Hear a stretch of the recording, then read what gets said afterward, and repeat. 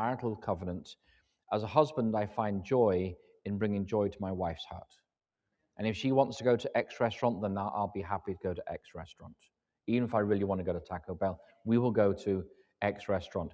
Likewise, we're in a marital covenant with the heavenly bridegroom. And we find joy in honoring the wishes of the heavenly bridegroom. And so this everlasting gospel is proclaimed by the first angel's message is an invitation to a transformed life and to a renewed heart, and to God to take out our heart of stone and to give us a heart of flesh. The text goes on to say this, Revelation 14:12. It says, "Here's a call for the endurance of the saints, those who keep the commandments of God and hold fast to the faith of Jesus."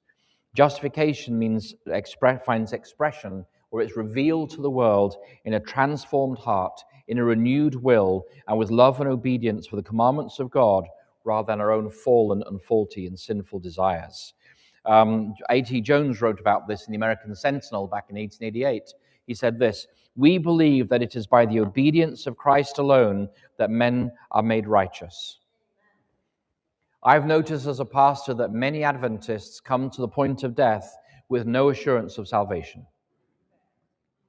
And the most common thing I hear from dying Adventists is this: I'm not good enough. I've messed my life up. I look back on my life is filled with regret. God can save other people, but I'm beyond the reach of his grace. And the response from a biblical perspective is, dear sister, dear brother, it is true, you ain't good enough. And there's nothing you can do about that. And you can't undo the past.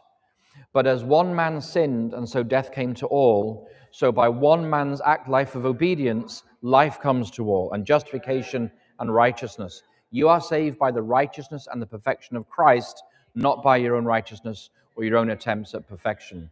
And we need to hear that as Adventists today, because too many of us have no assurance of salvation. We are not saved by how good we are, how nice we are on Sabbath, whether we are plant-based in meals or strictly between meals. I'm strictly plant-based between meals, okay? That's a joke, by the way. But we're not saved because of the fact we sit on church on Sabbath morning. We're not saved by the fact that we return a faithful tithe.